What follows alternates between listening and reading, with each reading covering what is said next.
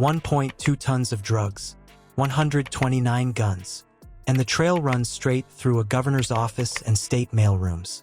You clicked for a raid stay for the map of power the FBI and DEA pulled from inside Massachusetts' own logistics.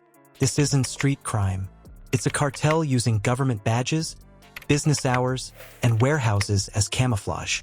In the next minutes, you'll see how shipments rode official channels, why 17 officers were cuffed before noon, and how an integrity review task force plans to harden the system. If a cartel can hide in plain sight here, what would it look like where you live? Before we move on, I'd like to ask you a small favor. If you appreciate this content, please take a second to like this video and subscribe to the channel. Over 98% of you watch the videos without subscribing. Costs you nothing, but it makes a huge difference to us. So, did you click the subscribe button? Great, thank you so much.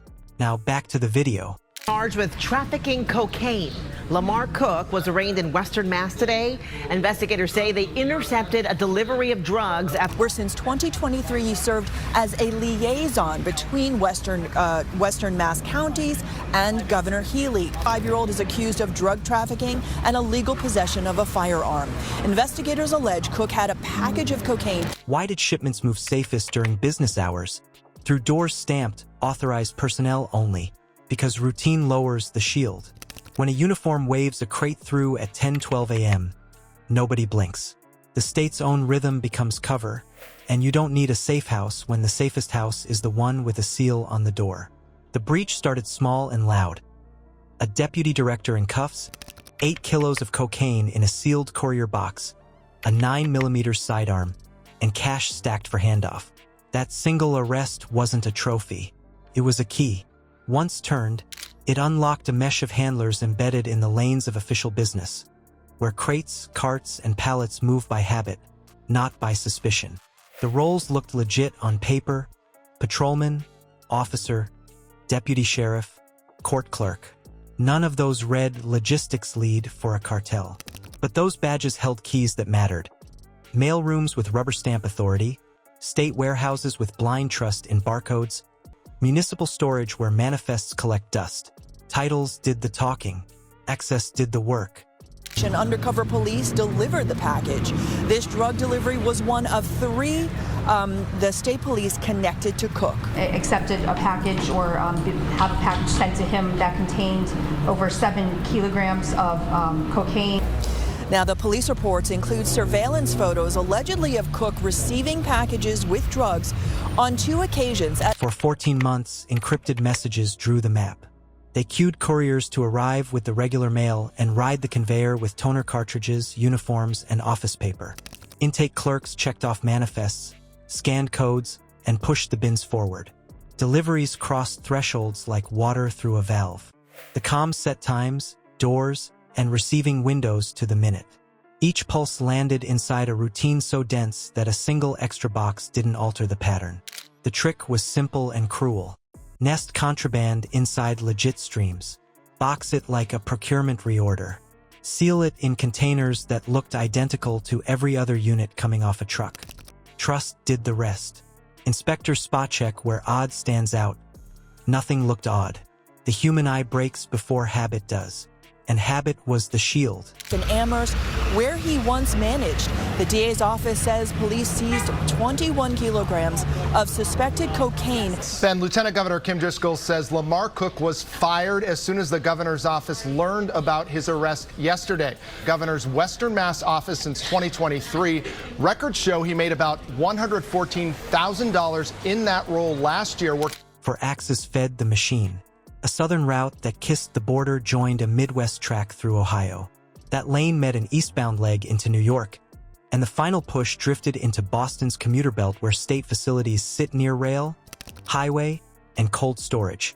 In those cold rooms, hundreds of pounds sat quiet, fentanyl-laced lots parked between medical-grade inventory and food service stock. The labels were plain. The cold hid scent. The steel doors hid doubt. Money needed a lane too. Private casinos turned thick stacks into silent numbers. Buy chips, play a low variance cycle, cash out clean. From there, Shell companies in Delaware and Puerto Rico moved funds as invoices and consulting fees. Governor's office. We caught up with the lieutenant governor at the State House today, who sang Cook's praises 2 years ago when he was hired.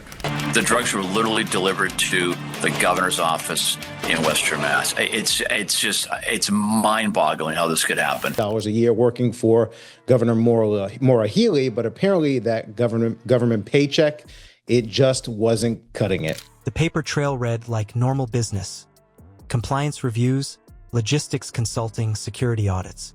Charities padded the ledger as expense lines for outreach and training. It was a finance convoy in daylight. By noon on the first sweep, the cost came due. 17 officers in restraints. 2 municipal admins walked out under escort. 1 procurement advisor removed mid-call. The badge, the seal, the letterhead each had become a weaponized credential, a pass that hurt the people it was meant to shield. Residents didn't see a Hollywood takedown. They saw neighbors led past their kids' school bus stops and squad cars parked on their street with doors open and lights dead. The payoff lands hard. This wasn't a corner crew with a lookout and a burner phone. It was a supply chain engineered to live inside government rhythm. Pallets, paper trails, procurement cycles.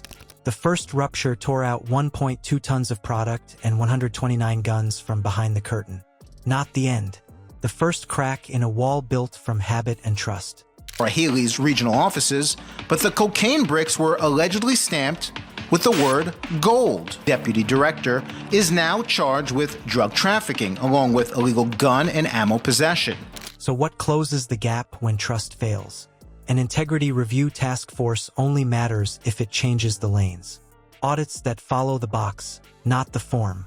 Disclosure that cuts through shell firms. Procurement hygiene that flags pattern anomalies. Extra weight on a standard SKU. Repeat deliveries that land 5 minutes before lunch. A vendor that bills on government holidays. You sever advantages by cutting timing, access, and financial fog in one motion. Meanwhile, if you ran that hardening phase, do you start at the door with mail intake controls, in the ledger with money tracking, or inside procurement with vendor scrubs and chain of custody logs tightened to the bolt? Routine is a weapon. When a cartel captures routine, the safest lane becomes the official lane. Power is the terrain, not the street. So you choose the first fix. Comment your choice below.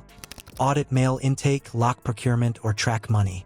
If you want to understand the tactical mindset that wins these battles, subscribe now. The Integrity Review Task Force exists to harden weak links. Audits, disclosures, procurement hygiene, financial oversight, simple tools used with discipline. If contraband can hide inside badges and business hours here, what blind spot sits in your town hall or depot? Subscribe and join a community that seeks the realities of modern conflict.